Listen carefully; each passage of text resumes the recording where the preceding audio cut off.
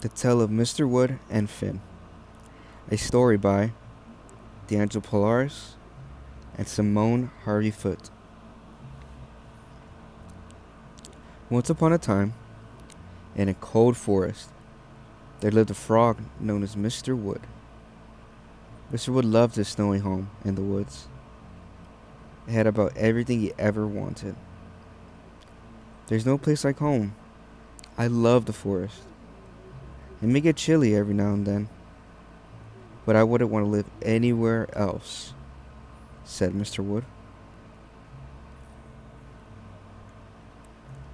Mr. Wood was adventurous, with so much to discover in and around the woods. He would often take long trips to new areas. The forest was surrounded by pretty mountains, lakes, and frozen rivers. Snow covered almost every tree in the woods. I love taking long walks around the woods. There's so much to see and explore. There's so much joy and discovery, Mr. Wood said with a jolly smile on his face. Even though Mr. Wood had discovered most of the land near his home, he had yet to find any friends. Mr. Wood was lonely and was searching for a friend. It sure does get lonely here in the woods. I wish I had a friend, Mr. Wood cried.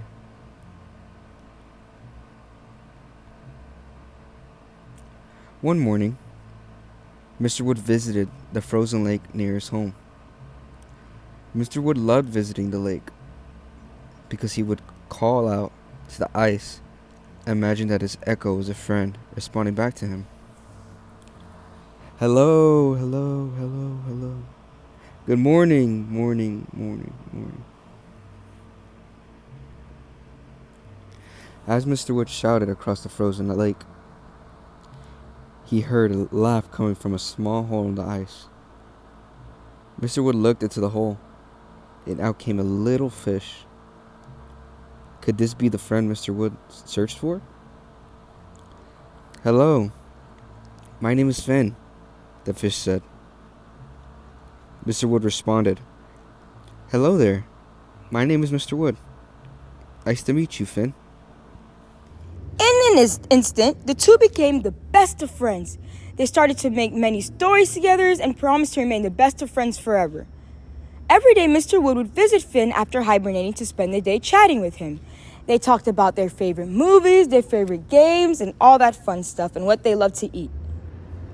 Although they got to visit each other every day, Finn wanted to know what it was like to live on land, and Mr. Wood wanted to know what it was like to live in the freezing water. See, Mr. Wood knew that they couldn't live in each other's homes, so he lectured Finn on something known as adaptation. What is adaptation, you may ask?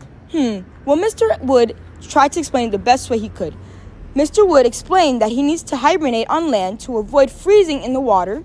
Mr. Wood understood that Finn was adapted to his aquatic environment through the production of antifreeze proteins in his blood. These antifreeze proteins help stop ice crystals from forming, binding to them, and keeping them small. Mr. Wood then went on to explain how he believes he is a wood frog because of the name his old neighbors gave him. Being a wood frog means that he needs to hibernate on land and should never, ever get into the water to not freeze. As he explained this to Finn, the ice under him began to crack open. Mr. Wood fell in and then slipped into the water. Oh no, poor Mr. Wood. He goes, Oh no, I'm gonna freeze, Mr. Wood shouted. As Mr. Wood closed his eyes expecting to freeze to death, he realized that he seemed totally fine in the cold water. Could he have been an aquatic frog and never realized?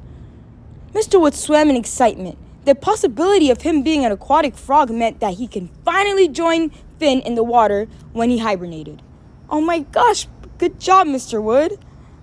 From that day on, Mr. Wood would hibernate in the oxygen-rich water with Finn's company, and after hibernation, he would get into land and chat with him. On land, Mr. Wood would lay on top of the mud and remain partially buried to keep warm. With different adaptations and homes, Mr. Wood and Finn still managed to remain best friends for life, never leaving each other's sides, and they never will ever again, all because they understood antifreeze and adaptation.